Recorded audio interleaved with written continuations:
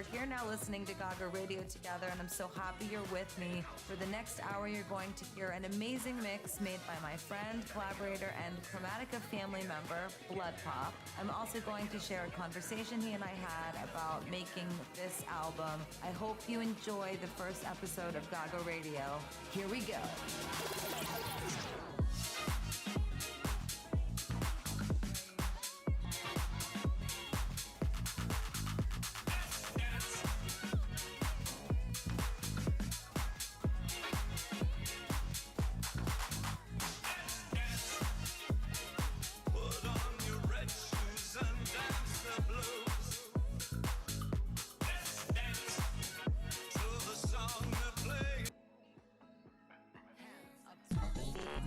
This is Apple Music.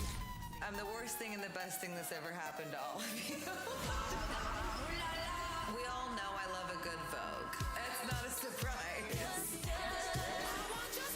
This is Gaga Radio. On Apple Music. Hello, everyone, and welcome to the very first episode of Gaga Radio on Apple Music. I'm super thrilled, excited to have this show and this opportunity to play an incredible mix of music every week and talk to some of my closest friends and collaborators who helped make Chromatica. The last few weeks, I've been, figuring out different ways at home that I can be of service to what I would call, the singular global community, one that I believe to be kind in nature, one that I believe to be very special to my heart, and I believe to the hearts of many. And so I've been thinking of all the ways that I can be someone that contributes to society and the world. Something I would like to really put out there is everyone that's listening, if you can, go get a tattoo of it, or maybe write it down on your mirror so you see it every morning when you wake up. But if you're over 18, don't forget to vote. It's very important that you vote, especially this year. But we're here now listening to Gaga Radio together, and I'm so happy you're with me. For the next hour, you're going to hear an amazing mix made by my friend, collaborator, and Chromatica family member, Blood Pop. I'm also going to share a conversation he and I had about making this album. I hope you enjoy the first episode of Gaga Radio. Here we go.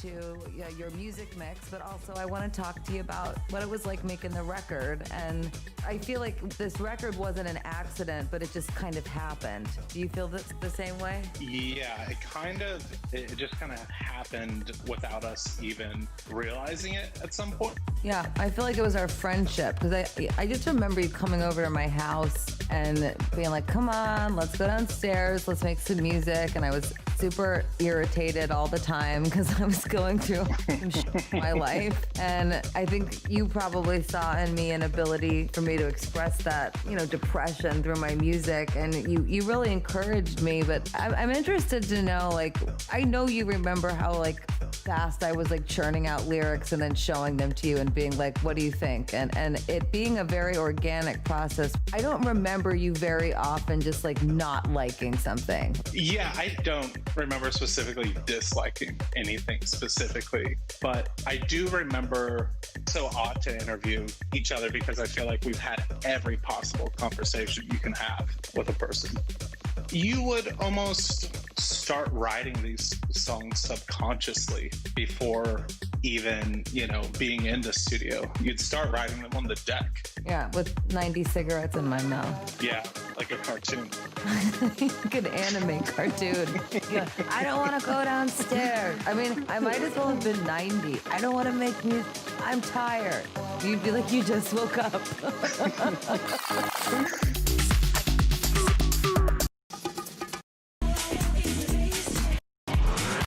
Was, you know, made the best bass line win, right? Or made the best synth part win. Yeah, it was a bit kind of finding what everybody's like absolute strength was. And no one is like a hyper genius at every single thing.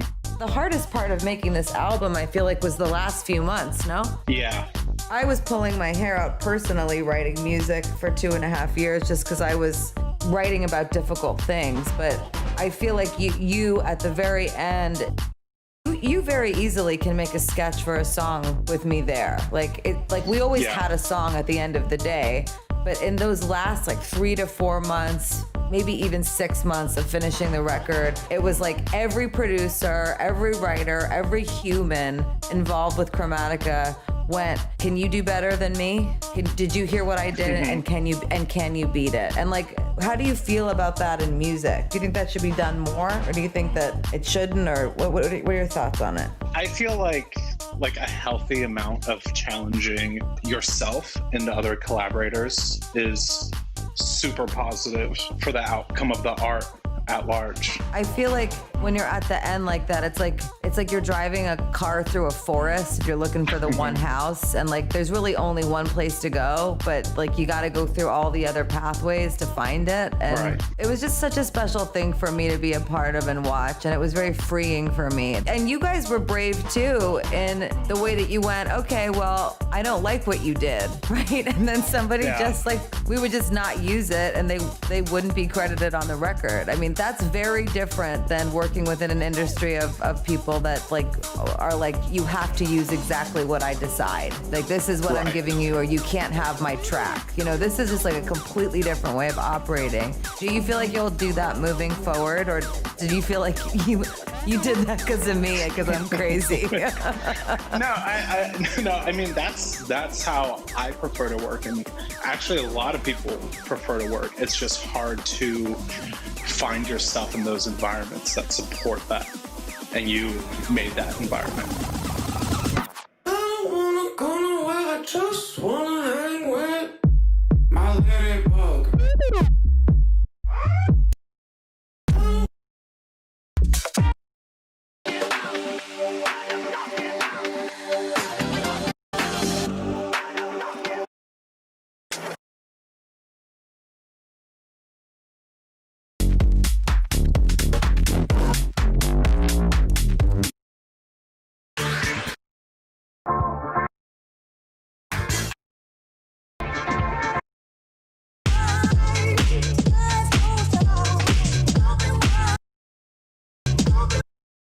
Kind of like, okay, stop, like don't pull the thread and then unravel the whole tapestry. It's freaky to let versions go.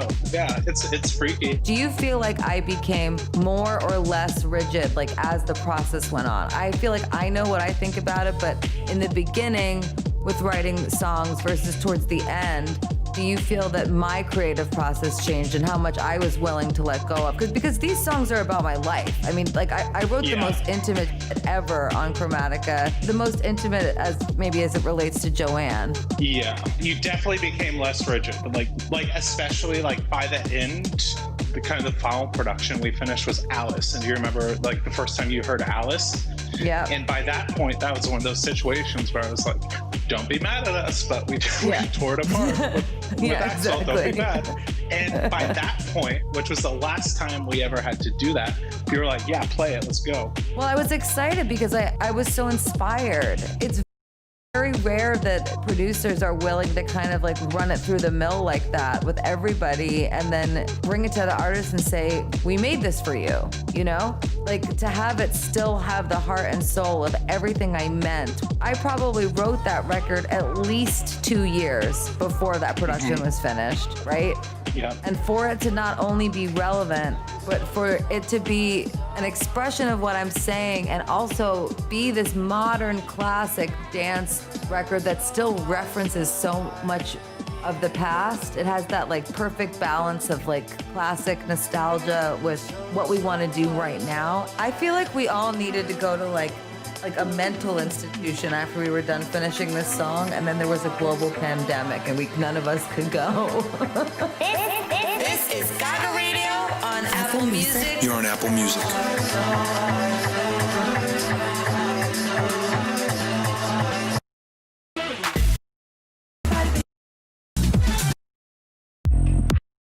I want your stupid.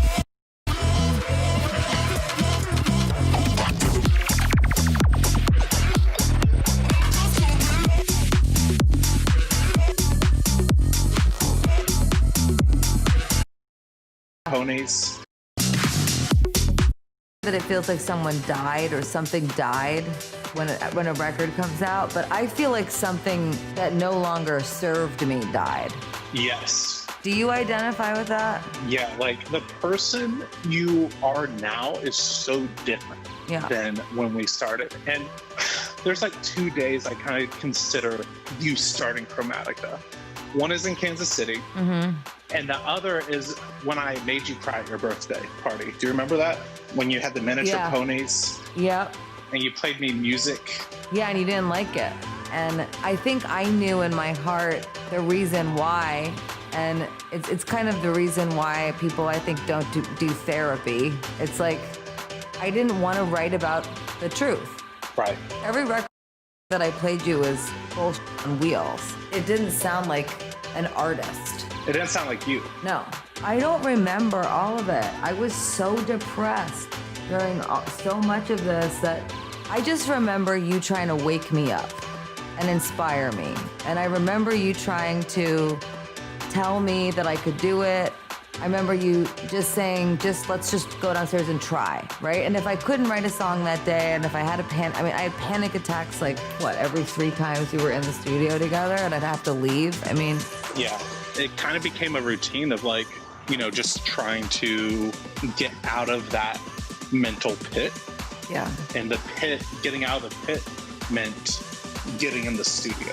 Once you got working, like, it was hard to stop you.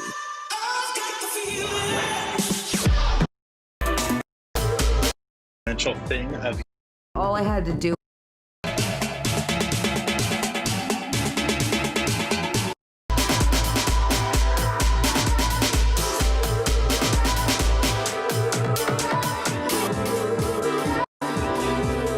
have style. I don't have a personality really. Like I don't have, my personality is just someone that's like drowning or feels like they're drowning. But I can't like tell you what I prefer to wear or prefer to listen to or prefer to eat. Is that how you would have described me? I'm okay with this, by the way. I felt like you like turned such a huge corner when you started coming down in like full Gaga wardrobe, which was also around the time you started creatively working on Enigma, the Vegas residency. Yeah. And once that started, it's like, I don't know, it just became this exponential thing of you rediscovering yourself and remembering who you were, and not a negative way. Because you always used to say, I wake up and then I realize who I am and then I get sad again. And that always really got me. And at some point you lost that negative framing, which was so major. Yeah. And if I had to pinpoint a day, it was probably that day that you put all the songs on sticky notes, remember? Yep. And you were moving them around on that board And I was like, we got to get out of this house. Yeah. You're ready. And you were.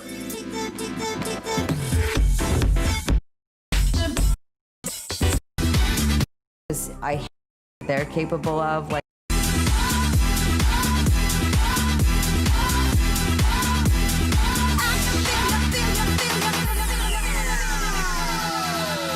Apple Music. This is Gaga Radio. I think ultimately what helped me, Blood, is that I think I started to have a lot of gratitude for what not only I was capable of, but what people around me were willing to share with me that they're capable of. Like, everyone that contributed, it's like I kind of went, wow, I can still write a song. And even if it was like this super heart-wrenching record, I was just grateful that I could do it, because at least I had that. And maybe that was the thing that made me, when I woke up in the morning, and I remember saying that to you, I'd say when I remember I'm Lady Gaga, I get really sad, because I love being Lady Gaga.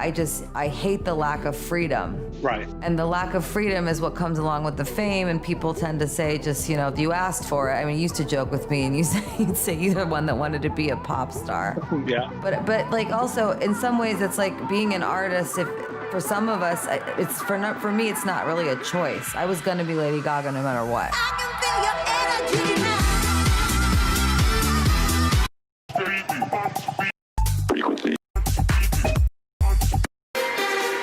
This was you. I really have to say.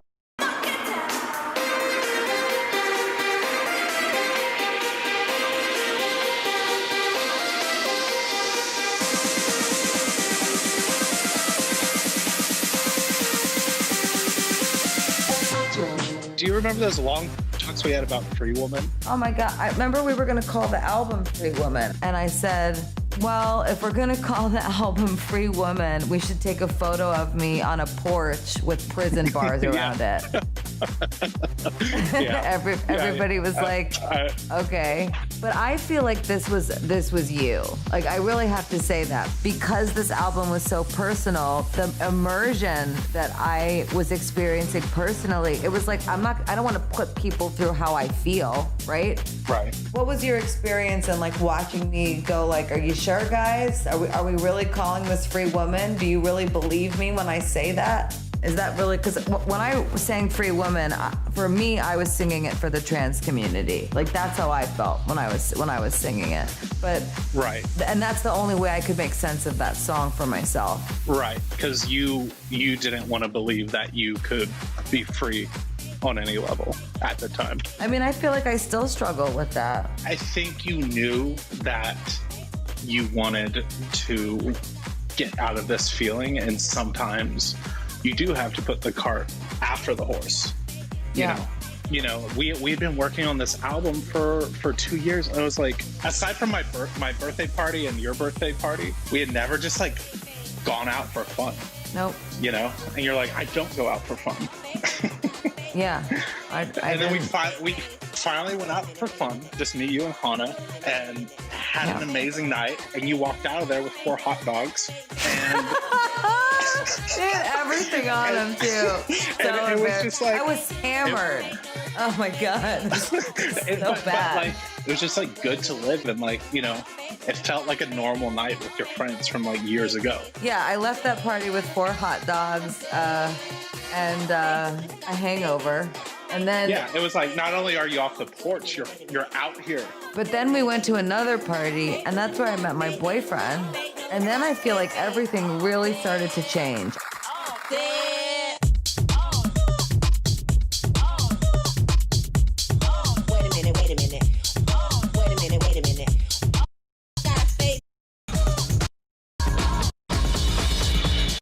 Yeah. And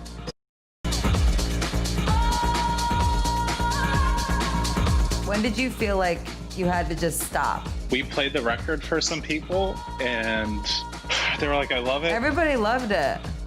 No, nobody really had like any kind of feedback, even like super critical music listeners. You mean pretentious dance music makers? Yeah.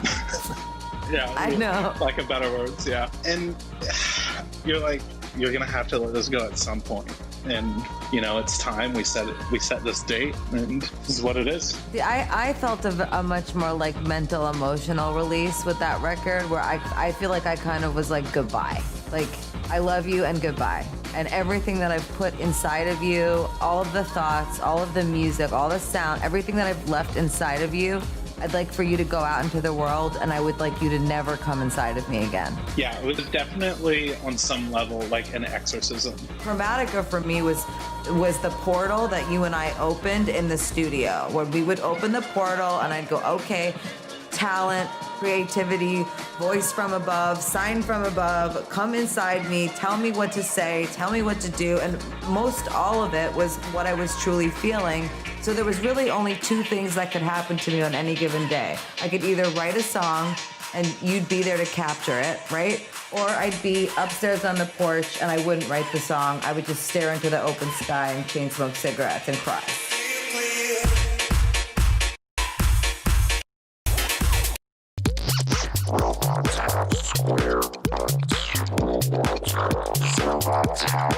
You're on Apple Music. Because you had come to like the point where you're like, the first time we played you. Radio on Apple Music. You're on Apple Music.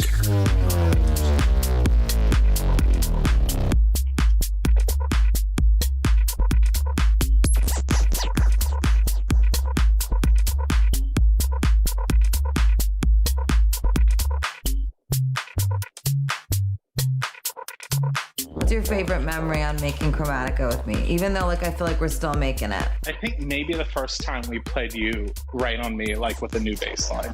Yeah. Because you had come to like the point where you're like, the name of the album's Chromatica. I'm finishing it. I'm doing this. I'm doing that. And you were just fully geared up, ready to go to Chromatica. And then we did this major change. We weren't sure if you were gonna, because it was quite a big change. And it was a huge I just change, remember but it you was playing it super loud, and you're like, that bass line, the bass line. That was a good day. And you and Ari cutting Rain on Me, and you like, what if you tried this take with some dancing? And she was like, huh? And then and you got she was like, oh my god, oh my god, oh my god, Gaga, Gaga, oh my god, Gaga. That was amazing.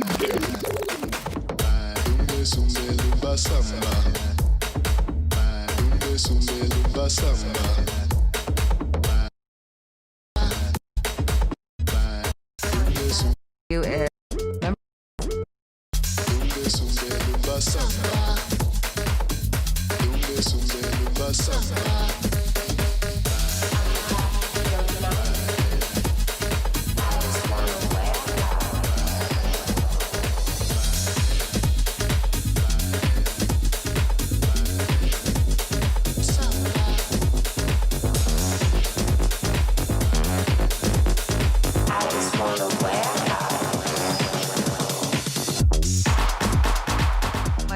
Question for you is, remember when you put all that art all over the walls for me? What made you want to do that? I don't know. It was kind of like a gut feeling. I was like, I'm starting to see it. I'm starting to see what this looks like. And I'm wondering if you were in tune with that and if putting those things up would resonate with you or move it forward. Yep. I really thank you for doing that for me, because I think it's important for people to know that I feel like at the beginning of making this album, it was kind of like making music in the dark. And you putting up those posters later and that art was your way of going, hey, you know how you make art too? You're gonna do that next, right? So it was like, first it was like lyrics coming through, then it was sounds, but it was all in the beginning, it was all in darkness. I didn't have a full vision for Chromatica at all until the end. You know that. I was just like, what can I make myself do? What can I write? What could I possibly come up with today on this day? That was what was probably going through my head. I would talk about how I wanted to kill myself, and then I'd write, keep my dolls inside diamond boxes, save it till I know I'm going to drop this front I built around me, oasis, paradise is in my hands. Holding on so tight to this status, it's not real, but I'll try to grab it, keep myself in beautiful places, paradise is in my hands. Like You got me to go from having no color at all in my life to having all the colors, right? No ability to see, hear, or translate anything I was thinking or feeling. And you woke up the artist in me. So I love you and thank you. And thanks for being on Gaga Radio. Well, we love you too, LG. And I think I speak for everybody involved that we really appreciate the trust and spirit of collaboration and love that you fostered throughout the whole project. Thank you, and thank you for believing in me, because I'm a totally different bitch now, and I was down for the count. So for anyone that's wondering how I dug myself out of the grave that I used to sit in every morning, like I've said on replay, you're very much the reason. So thank you. Thank you. I'm the cat, you're the mouse. For listening and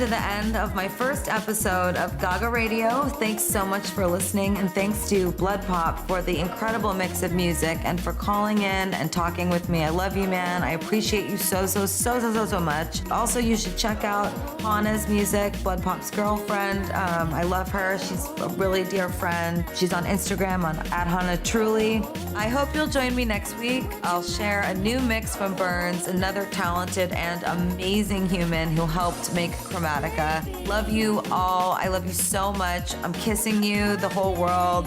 This is Gaga on Gaga Radio on Apple Music. This is Apple Music. I'm the worst thing and the best thing that's ever happened to all of you. We all know I love a good Vogue. It's not a surprise. This is Gaga Radio. On Apple Music. Hello, everyone, and welcome to the very first episode